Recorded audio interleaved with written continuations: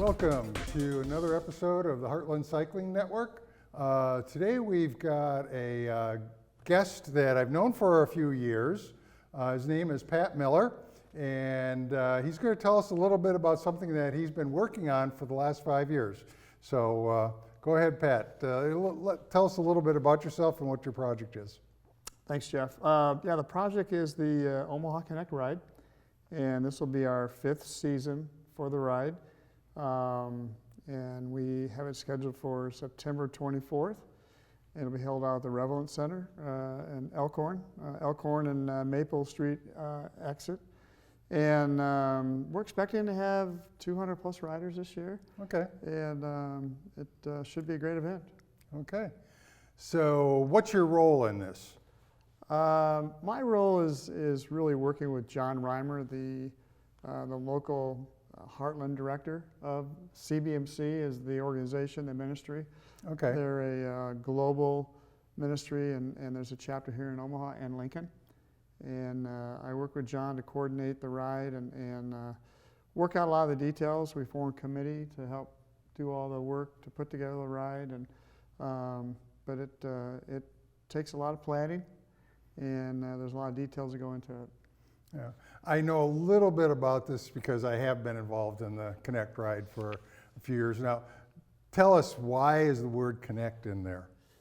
You know, I think we wanted to come up with a name, Jeff, that really, if you look at our theme, it's cycling, connect, and community. And we really want to try to bring people together in a way to provide a ride that is not only a lot of fun, but can, I think, inspire people as well. We work hard at finding the right kind of speaker. Oh, okay. That's what's unique to our ride, is we actually have a inspirational speaker that comes and shares a really good message, and that's part of it as well. Okay. Well, tell us about those speakers. I mean, this is the 5th year, so who is the speaker this year? The speaker this year his name is Josh Dotzler. He is a CEO of Abide Ministry here in Omaha, former Creighton basketball player, and he just has a great message to share about his story with his faith and what he's doing today to really help lead Abide Ministries. Yeah, well, and I know that he was involved at Creighton in sports, and yeah. He had some, let's say an injury that basically sort of ended his participation there, and I think he's got an interesting take on how to talk about that. So. Yeah, I'm excited. Looking forward to this talk. But other speakers that the ride has had, can you sort of recap some of those? You know, we've had from local people, Lincoln Murdoch. He's a local triathlete that is nationally ranked. He has a great story. We've had we had a woman that came 3 years ago. She was she was a Paralympic. Mm-hmm. And Jamie Whitmore. Jamie Whitmore, thank you. And she had a great message to share. And so again, it all gets back to trying to find a speaker that we feel really brings an inspiring message. We generally try to get local people. Jamie was outside Omaha, but she came highly recommended from a local person. Yeah, yeah. And Jamie was a Xterra triathlete. Okay. That's somebody that does triathlons and doing mountain bike racing. So that was the thing that really set her apart. But her injury, or actually she ended up having cancer, and that's what changed her to a para-Olympian, because she's actually paralyzed on her left leg, and she's still out riding now. Yeah. She's going all over the world. I mean, it's just amazing. So. Yeah, she brought a great message, and she basically, her left leg is like you mentioned, paralyzed, and she has to lift it onto the bike. She has a device that she uses to do the riding. So she was a lot of fun, and she on Sunday she spoke to a couple different churches while she was here and shared a message. So yeah, we're excited about Josh. He's got a great following here locally with Abide, and we're hopeful that we can tap into that network and the churches that he is associated with. I hope we can get the word out as far as the bike ride. Okay, well, that's good. Yeah, I know there's a lot of cyclists that are out there that are connected with various churches throughout the area. So, I mean, that's good. But tell us about the ride that we're going to be doing this year, that you're going to be doing this year. Yeah, we have, this year we're going to have 2 routes. We're going to have a 25-mile and a 50-mile route. Again, it will start at the Revelin Center. We're going to, this year, kind of do a little different. We're going to have the 50-mile route actually come and hear the speaker first earlier and then leave earlier. Everybody will be checking in between 6:15 and 7, and then the speaker will go, and then we're going to have them all leave around 7:30. And then the 25-mile route will actually leave. They'll come in and check in between 7:15 and 8, have the speaker, and then be on the road at 8:30. The goal is to get everybody back at the same time because we want to make sure we have some time for community together. We have pancakes we'll be serving afterwards, so there's all-you-can-eat pancakes, and so it should be a fun. You know, we moved it. It's normally in August. This year we moved it to September, so we're really hoping and praying that we'll have a really beautiful early fall day. That as the riders all come back from the different routes, hopefully the weather permit, we can have all the tables outside. The riders will be coming back and can be cheered on. KGBI will be there radio-wise, playing music and providing that. So it usually really has a really good. You feed people before too. We do, yeah. We have. And then on the route. Hy-Vee has been a great sponsor for us, providing donuts and bagels and bananas and all that. And then we have SAG stops on the route. We'll have 3 different SAG stops that will have a variety of snacks and liquids and energy food for people to get through the ride, and drinks as well. Mm-hmm. I know personally I'm going to be doing, let's say, some rolling SAG support. So if there is somebody that needs some help too, there is some support while you're out there. So I mean, if you have a flat tire or some other issue that we can maybe take care of, we'll do that. If you just need a ride back because there's no way that you can continue, we'll do that too. Yeah, and we have local bike shops that are going to support us in that, and so that'll be professionally done, and before the race they'll be there to help look at your bike, air your tires up if you need, and just make sure you're set to go. Okay, that's great. So give me a little background on yourself and what motivates you in cycling. I was looking for something different for exercise for me. I've always been a runner, and I just was getting kind of beat up my knees, and so I started.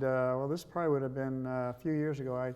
I did a triathlon, and it was swam 500 yards or 900 yards, and then biked 22 miles and ran a 10K, and so I kind of got hooked in, and I did the biking there, and there's a lot of great trails in the Omaha area you can ride, and so it's a really good thing to do just as an individual, but there's also a lot of great biking clubs in Omaha that you can ride with groups of people as well, and so it's really helped kind of give me some outlets in that respect.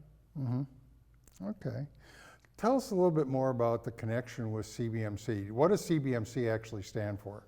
I know there's something that John talks about, but really the name of the organization, what it actually stands for. Well, the name of the organization is CBMC, Christian Businessmen's Committee, but what it really stands for is connecting businesses in the marketplace with Christ. Yeah. That's really the main focus. So connecting comes out of there. That's the connecting, right. Yeah. So. And that's where we really kind of tied it together with the ride is, we want to connect individuals, men and women, that want to come have a good experience on a bike ride, hear a great message, and have some fun. Yep. Okay. Well, I noticed that you brought a couple of flyers here. I've seen some signs out there with things about the Connect Ride on the trails while I've been out riding. Yes. So that's popping up. More people will probably see some of those. Yep. And maybe some of these flyers will be at some of the kiosks that you can maybe pick up as well. So, or at some of the bike shops. That's another place that I know that you've actually distributed some of those as well. Yeah, no, we put a lot of signs up. That's a big area for us to promote the ride. And we do a lot of email blasts to former riders. And so we've got a good database people go to. But the brochure is a really good way. And one thing I want to mention too is this year we actually lower the price. Okay. to $45. And with that comes a long sleeve dry t-shirt, a really nice shirt, plus the speaker, plus the pancake. So Yeah, plus all the support and the food support, and the everything. SAG, Yeah. everything, yeah. So we really are trying to really bring a strong value for $45. Mm-hmm. Yeah, okay. And it does help a little bit in supporting, because, it does cost money to put on a ride like this. Yeah. I mean, there's expenses that you've got to, cover. Yeah. So, I mean, obviously the pancakes are one of the big things, the food items, Yeah. and that's not all donated, so you Right. have to cover that. And of course, the shirts themselves, and it's not just, a t-shirt that you get at some of the other rides. This is what Right. they call a dry tee, so it's a wicking kind of shirt. So Very high quality. yeah. No, and we wanted to do something unique, and that's always been kind of the theme. The first year we did this, we actually, for the fee, we gave away a bike jersey, which really, I've seen some of those. yeah, they're around still. It's always fun to see them on the trail.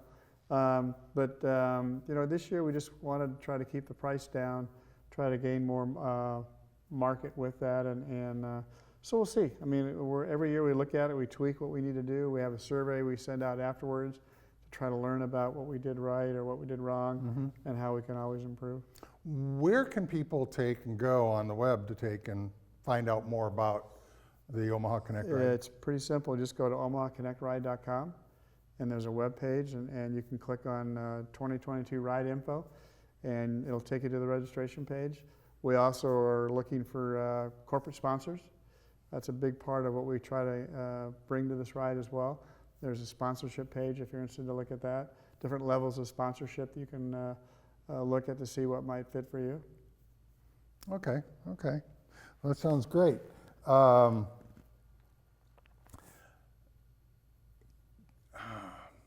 would I phrase this? This is a question. I mean, what we'd like to do is say, okay, can you take and give us like a 30-second elevator speech? Okay, really, a 30-second thing on what you do for the ride, and then we're going to talk a little bit more about what you do in a professional life as well. Yeah, no, from a 30-second elevator speech for the bike ride, I mean, it's an opportunity to come together with men and women to share an inspiring story that can maybe make a difference in your life, depending where you're at. And we go into this ride knowing that everybody has challenges in their life. Nobody's excluded, and we really try to have an opportunity to meet those people and give them an outlet for whatever they may be going through. CVMC has mentor groups, Bible studies, other types of various groups they bring and they offer. They have the Greater Omaha Prayer Breakfast every year. Oh, it's okay. a huge event. They do that. They do a golf outing. So each event is really geared to providing resources for people that may be struggling in certain parts of their life, and to have resources to call and maybe have someone there to help them. Give them a little encouragement. Yes. Yeah. Yeah. No, and Not everybody goes through these issues, so. yeah. No, and that's why we always say, hey, nobody's excluded. It might not be today, it might be a year, it might be 10 years, but our goal is to let people know there's always a resource there available to them whenever they're going to go through a challenge. Yeah. Challenges. 25 miles might seem like a lot for some people. Can you explain the route a little bit, where we're going? Yeah, the route, it's really a good route. I mean, it starts right on Elkhorn Road and Maple, and we go north past Mount Michael. We're mostly on county roads, very little traffic. And there's really just one hill on the 25-mile route. It's right outside when you start. Other than that, it's relatively a flat route, and we go south to north, and then we go west, basically right outside of south of Fremont, and we come back through Valley for the 25-mile route. So it's really it's a fun ride. It's not people think 25 miles is a long way, but with a SAG stop, a couple SAG stops in there, it really goes pretty fast. The 50-mile route follows the same path out as the 25-mile, but then you go north at a certain point of the 25-mile route and kind of go back up around I don't know if you're familiar where the chicken plant is in Fremont. We kind of zigzag around in there and then come back down on Highway 77 and then come back through Valley. It's really, it's a fun ride, it's a safe ride, and the only thing that really matters is the wind. If there's a south wind, that can create a little more challenge on the 50-mile ride. Oh, it just cools you off a little bit more. True. It gives you a little more of a workout. True. Okay. Yeah. Yeah. So yeah, I've done a number of those rides, and it is it's interesting. 25 miles doesn't take that long. You think it would. I mean, you're out there and you're just enjoying the outside. Now, the one thing that I do want to caution people on is that this ride is rain or shine. Yes. It's going to happen no matter what. We don't have a date that we're going to postpone it. And you'll find that out with any of the other rides that have gone on in the local area. That's just the way it is. So just a little bit on how this ride, I mean, you've got other rides that I've talked with people on. You got the Corporate Cycling Challenge, you've got the Wear Yellow ride, there's some other ones that are coming up. How is this one, recapping, how is this different again? Just say, what do we do in terms of the schedule? Yeah, I mean, there's a lot of great rides in Omaha, and I think that's one of the reasons why we moved it from August to September, because there were so many rides in August.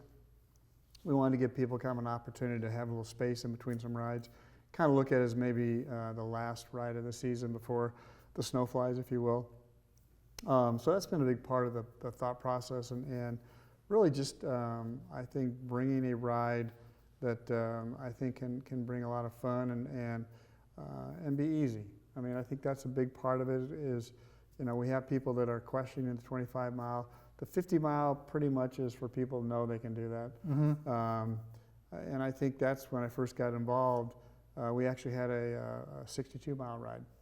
And, a lot of people signed up for that, but that got to be a little more challenging. And this year we kind of wanted to really focus on the community and have people come back at the same time, be there at the same time, enjoy pancakes together and some music.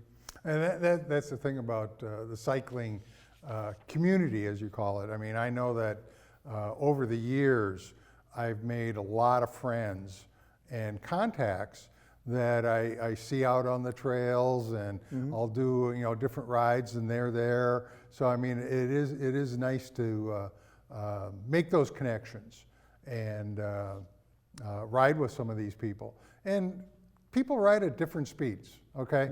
I know that there are times, there's some friends of mine, they're averaging 16, 17 miles an hour. I'm going, that's way too fast for me, okay?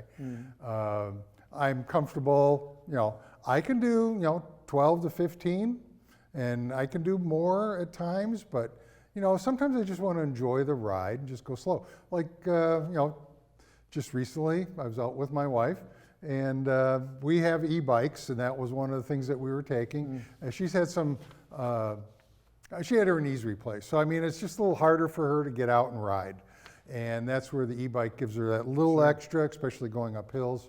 So, e-bikes are welcome on this ride too? Always welcome. In fact, I got to share a story. We had a guy last year. He came in to register walking with a cane. Came in and registered. He had just had, or was about to have knee surgery, and jumped on his e-bike and completed the 25-mile ride. So it really was encouraging to see that. Yeah. So anyhow, all ages are welcome. We do have a waiver. I mean, the minimum age, I believe, is 14. 14. There you go. Yeah. Yeah. But no, I mean, all levels of ride are available, and if you're concerned you might not make it, like you mentioned earlier, we have SAG teams to bring you back. But the reality is flat tires do happen, and there are some. Yeah, my wife just had some recently. Yeah. So. Well, there's some areas that have train tracks. You got to be careful, and but overall, it's a really safe ride, and I think that's what's important for people to know. And it's just a great opportunity. Safe and fun. Fun. Yeah. Okay, time to be out in nature and the sunshine. And enjoy, hopefully, a really beautiful early fall day. Yeah, okay. So tell me a little bit about your professional life. I mean, this is just kind of off topic a little bit, but Sure. I think it might be interesting for people to understand your other background. Yeah, no, I've always been an entrepreneur, always owned different businesses, and I sold my last company where I had employees about 6 years ago, Okay. and I just have my own small marketing company now, me, myself, and I, Oh, okay. and I like it much better. There's no employee drama, and it's worked out well. And part of my goal has always been to have a good mix between for-profit and for nonprofit, how I spend my time. And this is just, working on this bike ride is a way for me to give back a little bit to CBMC. I mean, I've been involved with them for probably 15 years. I started in a forum group, where I met with business leaders once a month, and we could share all the things going on in our lives, good and bad. And that was a great experience. And now I'm actually going through it's a study called Operation Timothy with John Reimer, the local Heartland director. And that's a great study to help prepare me as a disciple of spreading the word of Jesus Christ. Okay, okay. Back to the ride. I just thought of something Okay. else. What type of bike should somebody ride use on the Omaha Connect Ride? Generally, you mentioned e-bikes are always welcome, but road bikes are probably the preferred bike. Some people, the hybrids are good bikes. Occasionally fat tire bikes, but you don't see many of those. I mean, you got to be in good shape to ride a fat tire on pavement. Well, anywhere really. People ride those bikes are always, Yeah. I'm amazed by them. I do have a fat tire. I know you bike, do. Yeah. Yeah. So I think road bike is really the preferred bike. Hybrids are good. But it's all pavement, so we're not dealing with gravel. No gravel. No, Okay. it's all good county roads. Again, not very well traveled, so you pretty much have the road to yourself. And again, with the sag stops spread out strategically along the route. And there's also, convenient marts. If you don't want to stop at the sag, you can keep going. There'll be a convenient mart along the way to grab a restroom or a drink or something to eat. Okay. Yeah. Okay. Well, I would think that people that are on even mountain bikes could do this. I mean, mountain bikes, a lot of times people talk about them as being a very all-around kind of bike.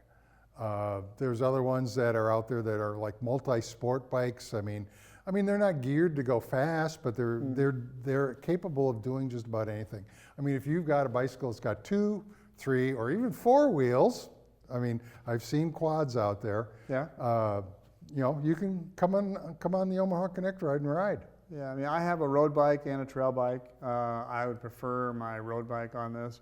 I could ride my trail bike. It just might be a little more effort. So, I mean, that for those who maybe are thinking about which bike to ride, that'd be a good suggestion. Yeah, yeah, and that's probably what I would suggest too, is a thinner tired bike, because Yeah. you're on pavement and you're on the roads. You probably just get a little more comfort and some speed out of it. But it's not a race; it's a ride. It's Great something point. to enjoy.